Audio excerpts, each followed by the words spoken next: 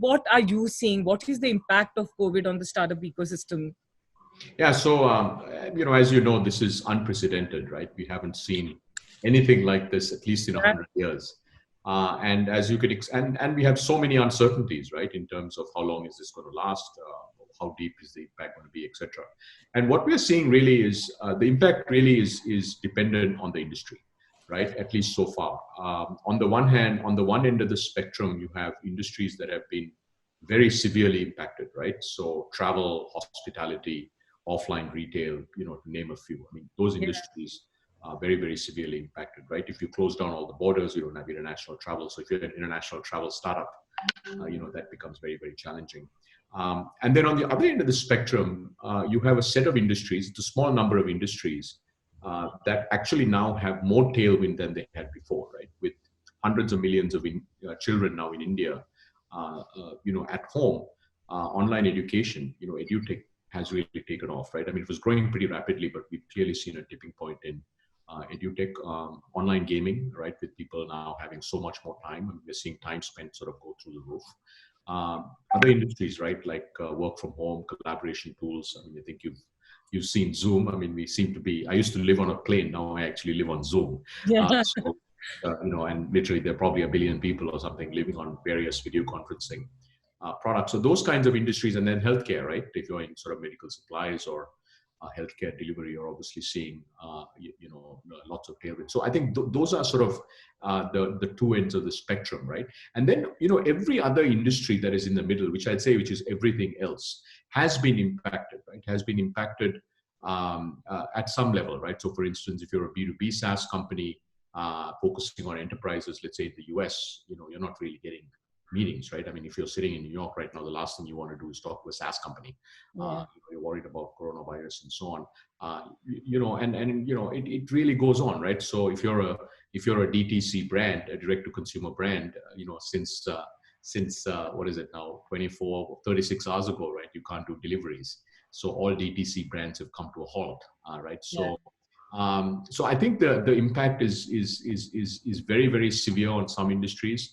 It is very meaningful on others, and then there's a few industries where it appears to have created tailwind. But I'd say across the board, it is unprecedented because it's not just the severity of the impact now.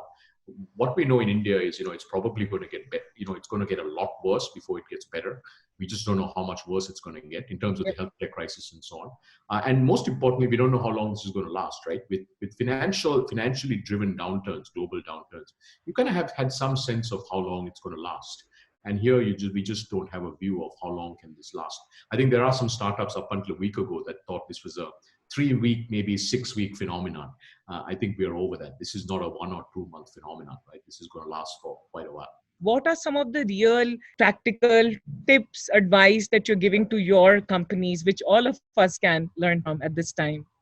Yeah, no, it's, so I think the first thing is, safety, right?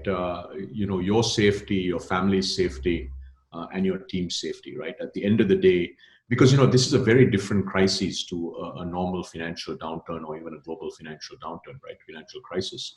At the core of it, it's about, safety of human beings. It's about being alive, right? So I think the most important thing is to keep yourself, keep your families, and keep your team.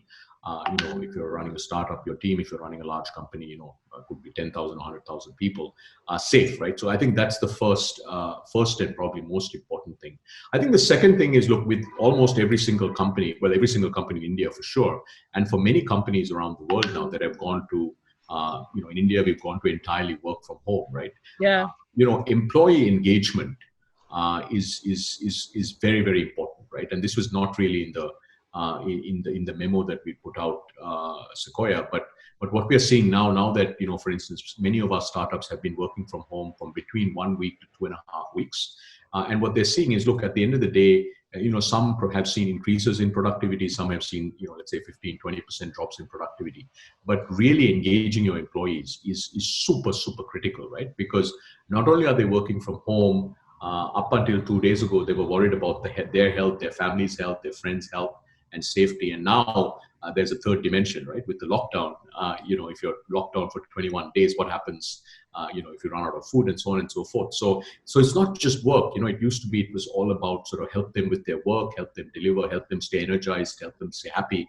Now you've got these sort of added complexities. So I'd say employee engagement. And I'd say the single most important thing with employee engagement is just communicate, right? So that's sort of the second thing. I think the third sort of thing we're trying to get all our founders to, startups and leadership teams to do, is to really think through, the various scenarios, right? I don't know whether you've seen, but if you haven't seen it at all, for all the founders who are watching this, Sequoia published on Medium something called the COVID matrix, right? Take a look at it. It pretty much says, depending on the demand scenario that you, depending on different demand scenarios and different funding scenarios, right? How much runway do you have? And coming up with some realistic scenarios. Look, you can't predict what the future is going to hold, right? But you can make some predictions, right? So for instance, let's say you're in the international travel business, right? You're probably not going to have revenue for at least a couple of months, because, even let's say the lockdown in India is removed, it's highly unlikely that borders are going to open up fully across the world in the next 2 or 3 months, right? So you could say, that maybe is the best case scenario, right? So then you kind of keep going down the different scenarios, saying, what could happen in different scenarios, and then different funding scenarios, right? So let's say right now, depending on how much funding you're trying to raise, unless you've actually got something, you may not raise something immediately, right? So based on the scenarios need to lead to how much runway do you have, right? And we'd say, look, if you're a startup with only 3 or 4 months of runway, you need to act now. You need to be very, very decisive about how you're going to get yourself more runway, right? And we can talk about that. Whereas, if you're a startup with 24 months or 36 months of runway, even with 2 or 3 months of zero revenue, you may be okay, but it kind of depends on what your cost base looks like, right? So scenario planning, I think, is sort of the third thing. And the fourth thing we're saying is, look, depending on the scenario, decide what set of actions you're going to take, right? And because you have to pick a set of scenarios and then say, what are we going to do now, right? When you get into a crisis like this, the worst thing you can do is be indecisive, right? And decisive leaders, decisive founders win in times like this. And a lot of the times you're trying to make decisions that are very hard to make, right? And so being decisive, around what you're going to do makes sense, right? Like, we tell our founders that hope is not a strategy. Hoping that COVID is going to go away and everything's going to get better in 6 weeks. Actually, that's a hope. That's not a strategy, right? A strategy says, here are the different scenarios, and here's how we're going to work through all of these sorts of things. And then the last thing is, look, I think it's important that it is going to be very difficult at a minimum several months. Possibly several quarters if you're running a business, and you've got to stay strong, right? And as a founder, everything sort of rests on you, right? Whether you like it or not, it's rests on you. So take care of yourself, take care of your wellness, right? And now with just about everybody working from home, it's not just about you, right? It's not just about the team. I mean, you used to worry about yourself, you're the team, and now you've got your family that you have to worry about, because there's a fair bit of anxiousness. So those are some of the things that we are counseling our founders to do. What are some of the things that we should keep in our minds while thinking about cash? Well, I think the thing to keep in mind is, to be in business, you have to be in business, right? So, and if you run out of cash, you're going to not be in business. So cash was always king, and now cash is even more important than what king is. So maybe cash is queen. I don't know, right? But so I think really, really focusing on how much cash you have in the bank. And then if you're actually in a burn situation, right? If you're not generating cash, then figuring out how you're going to reduce that burn is very, very important. Now, by the way, these set of things are important if you're not in a few select industries that have tailwind, right? Those require a different set of strategies, because this is the now to really, if you're in, for instance, online education or in gaming, this may be the time to actually double down, not be obsessed with cash flow, right? So what does that really mean, right? I think the first thing is to get a realistic. See, the thing is, if you're a startup and you had let's say an annual plan, right, a 12-month plan, the plan that you had 2 weeks ago, let's say on March 15th, a week ago, not valid anymore. It's really not valid, right? So the first thing you have to do is you have to try to build a new plan. And that plan, all we can tell you is that plan is not going to be the plan that you had 15 months ago, because demand is most likely going to be softer.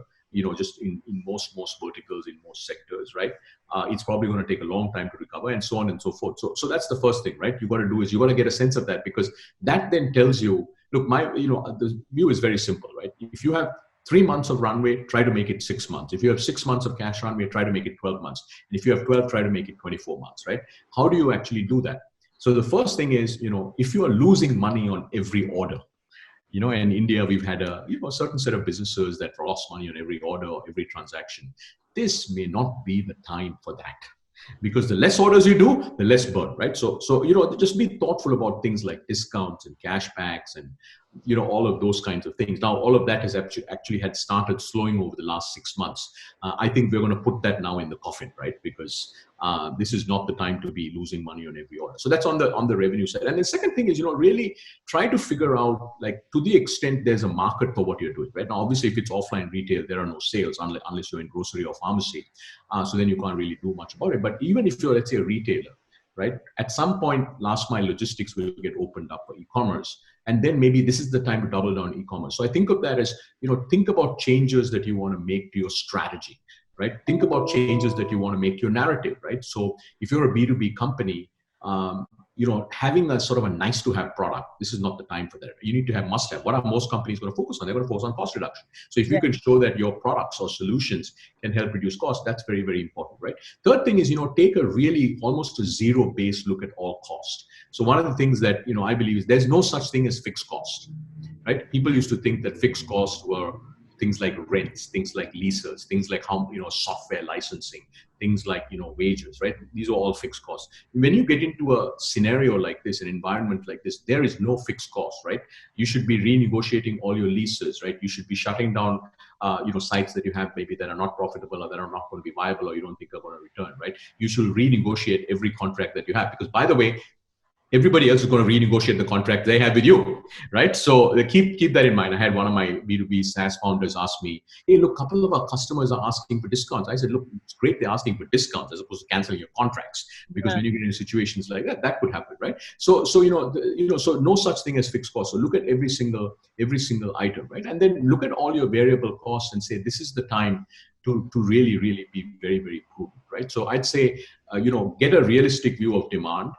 Then really think about how you're going to optimize revenue. To the extent you're going to have revenue, you can optimize revenue. And now is the time, right? Like, for instance, a lot of startups have not really given thought to pricing.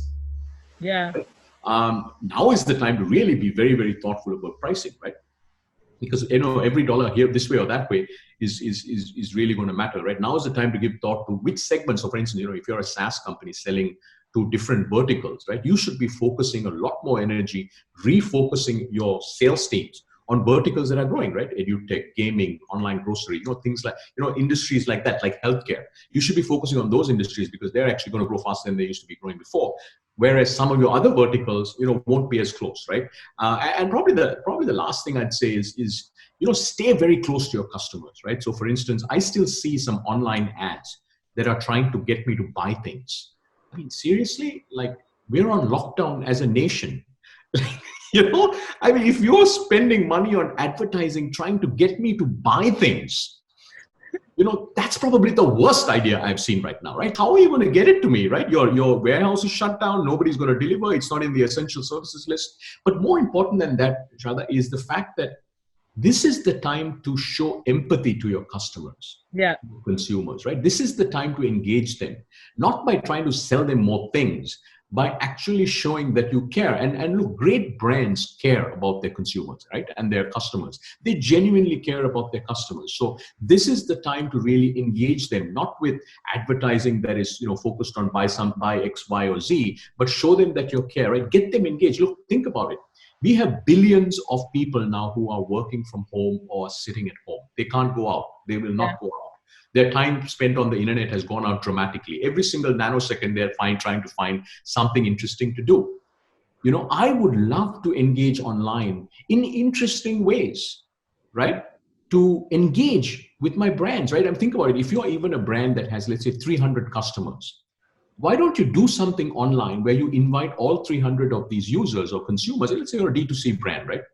to do something online that is very, very interesting. Because the reality is I can't buy from you even if I wanted to, and you can't deliver it. And all that's going to end up in that whole exercise is I'm going to get very upset, and your ratings are going to come down, right? Because there's no product that you can deliver, right? So I'd say those are some of the things that I think brands should be thinking about. But at the end of the day, look, it boils down to runway, right? And you've got to find a way to extend runway and be realistic about the demand situation that you're in, right? So we were just on a call, a surge call with all our surge founders, surge 1, 2, and then the upcoming class, right? And we had one of our B2B SaaS founders who was describing some very interesting dynamics that are happening, right? They were focused on the mid-market, but obviously the mid-market, in the US and other developed countries is obviously not taking calls anymore. But they saw that there was a lot of organic demand from SMBs. SMBs in some of these segments that are actually growing. And so all of a sudden, they did a rapid pivot to refocus everything on the set of segments that are growing, right? Because that requires agility. So that's what I said. The plan that you had a week ago is no longer valid. And you've got to really stay very, very close to your customers, to your users, see what's happening, and then, really change what you're doing, right? Can I take your business? I don't know anything about your story, right? But like media companies, actually have events, right? Your offline events where you drive a lot of sponsorship revenue, right? It's very interesting. On Monday at 5:30 p.m., right? IMI had our first Thai Delhi NCR, which are where I'm involved. We had our first, online webinar, right? At scale, right? And we had 800 founders that showed up and stayed for 1.5 hours, right? Atika Pai from Microsoft and Mohit Patnagar from Sequoia. Look, so the reason I said that, right, on Tuesday, Thai Delhi, we partnered with Startup India, and we did we had 900, founders who dialed in for an hour and a half, right? So my point is, look, this is the time to reimagine, right? Yes. Look, if you do online, can you do online events? You can probably 10x your reach. Brands, you can actually give them much better brand positioning, right? If you think about brand positioning, why do you do events? Because you're trying to position your brand, you're trying to create more awareness, you're trying to, give back and so on and so forth, right? So I think what's going to happen is, like, your business is a great example. I hadn't thought of it until you just asked me this question, right? Because we're trying to do that in Thai, by the way, right? In Thai Delhi. So I'll tell you an interesting thing that we're trying to do in Thai Delhi. We said, look, what if we can't do a single offline event for the next year? What would we do? It was very clear, right? Literally in a second, you say, well, we got to go online. And we got to go all out online, and we're going to try to reimagine everything that we're doing by going online. So look, so I do think for many, many businesses, they're going to have to, it's going to create actually an opportunity, right? And by the way, if you make the online, let's call it the online conferencing model work, or the online events model work, right? It's going to be literally 5 times more profitable. Yeah. Because you don't have to pay for the venue, and you don't have to pay for food. And your reach can go to up 10 times, and you can do it every single day, right? And literally you can be like global, right? Your story goes global immediately. Right now, if you had to directly talk to all these entrepreneurs who are going through all these mental, moral dilemmas, what would you tell them?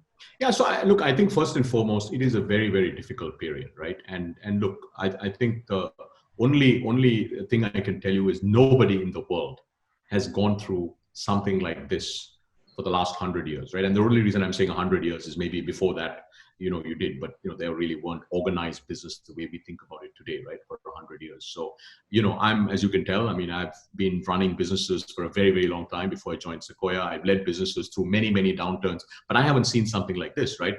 2008 was nothing like this. It was a very different sort of downturn, global financial crisis, right? So first thing to know is, look, what is happening is very, very unique. That being said, not acting is not a choice, right? You have to act. You have to be very, very thoughtful. You have to be extremely thoughtful, right? You can't take rash decisions. You have to think through it, which is why, thinking through sort of the things that we talked about becomes very important. And then you have to be decisive. Look, I always used to tell my leaders when I was at Google, right? Anybody can lead in a good market. Only the absolute best can lead when all your chips are down, because you have to have the motivation, and you have to make these tough decisions. And these are very, very difficult decisions, by the way, right?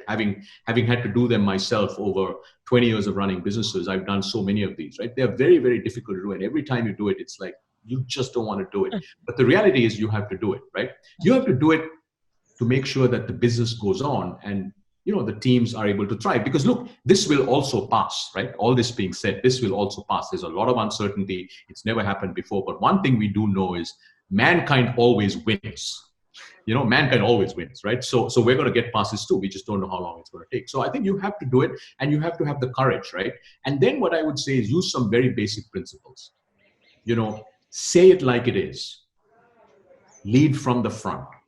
Communicate like crazy. And make sure that the team knows you are as impacted as they are, right? So for instance, let's say, there are many different ways in which you can, let's say, go, if you have to get to a point, right? You look at every other cost, you've looked at facilities, you've looked at software licenses, you've looked at rent, you've looked at this, you've looked at that, you looked at your logistics cost, et cetera, et cetera. You've renegotiated every single contract that you have. And then you say, look, the only thing that's left is my people cost, right? There are many, many levers, right, that you can explore. But let's say you explored levers, but you as a founder, for most founders don't make much of a salary, right? But you have to show that you're going to sacrifice as well, right? And so you founder, the leadership team, right? I was just on another call where the founders and the leadership teams are taking a very, very significant change in salary, right? Now it's not forever, but for as long as they need to do that. And then because then you see that, okay, you're leading from the front. Yeah. Right? You've got to communicate, right? So you can't really hide and assume that, because look, one thing we know is in a crisis like this, when you're not communicating to your teams, they will assume the worst. Right? So communicate every single day. Be as clear, be as transparent as you can, right? About what's going on, what you guys are thinking about, you and your in the management team, let's say, what you're going to do, why you're going to do it. Look, when we're all human beings, right? We want to know what is going on, right? And especially when you get into a crisis like this, lack of communication. I guess that's probably the single biggest message I have, right? If I have two, one is be thoughtful and then be very decisive now. Second is communicate. But look, it is hard, right? I mean, it is going to be very, very hard. But that's why I became a founder, to do the hard things in life. Thanks for reminding all of us right now. But I take so many things from this interview. But one thing which I loved what you said in the beginning: to be in, to run the business, you have to be in the business. So right now we all have to be in the business. Thanks, Rajan. Last, give us some silver lining out in this desperate and demotivating times. Tell us, is Sequoia investing, is Surge on? Are you guys going to be running the program regularly? So what's happening over there? Absolutely. Look, so Surge 3 is very much on. So in a couple of weeks, we'll be able to tell you the incredibly exciting new cohort that we're going to start. And now, as you may know, we took Surge online. I mean, this is what the change we had to make, right? Surge was an offline program. We'd spend 1 week every month in a different part of the world. We started in Singapore. A week later, we went to Bangalore. A week later, we went to China. I mean, a month later, right? A month later, we spent a week in Bangalore. So every month, we'd spend 1 week together, all of us, in a different part of the world: Singapore, Bangalore, Beijing, San Francisco, back in Singapore. We are now entirely online. The entire Surge program is going to be run online, right? So we had to think about, reimagine, because you can't sit there on Zoom calls for 8 hours a day for 5 days a week, right? So we reimagined how we're going to run Surge. So Surge 3 is very much on. And in fact, Surge 4, we've already started selecting companies and investing in Surge 4 companies. So Surge 3 will start very soon. We'll let you guys know. And then Surge 4 will start around the September timeframe. So we are very much both as Surge, but also as Sequoia, very much continue to invest. Obviously, we are spending a disproportionate amount of time with our existing portfolio, right? Because every single company clearly needs more support now than they did before. Because as we are talking about all the things that are going on with companies, the world, and founders, but we're continuing to invest, right? And I'll end by saying, look, you also have to keep in mind that at the end of the day, at the very early stages, it's a little easier.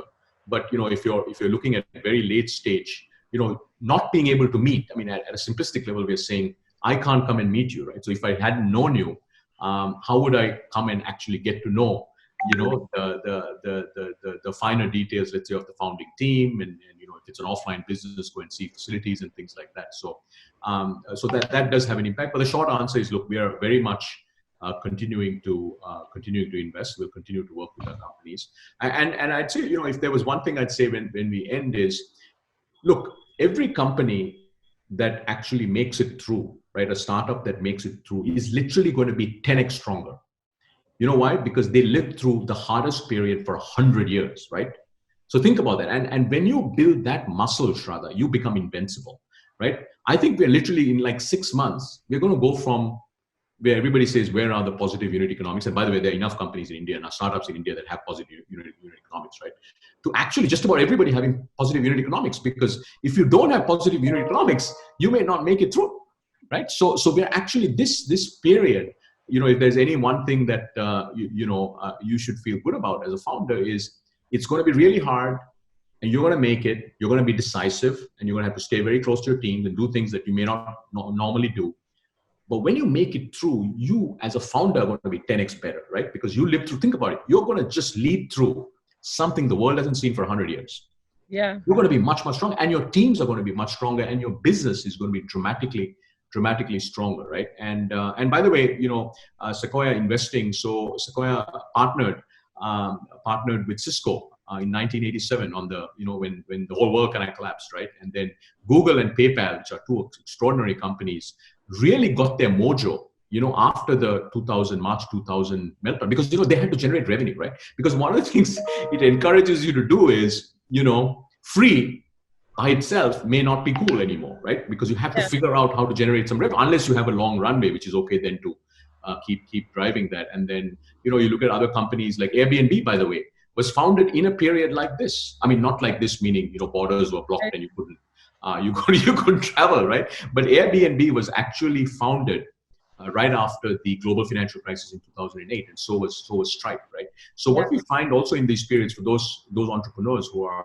looking to start up is this is actually a great time to start up, but you have to be very, very clear about what you're going to do and how you're going to build a viable economic model and so on.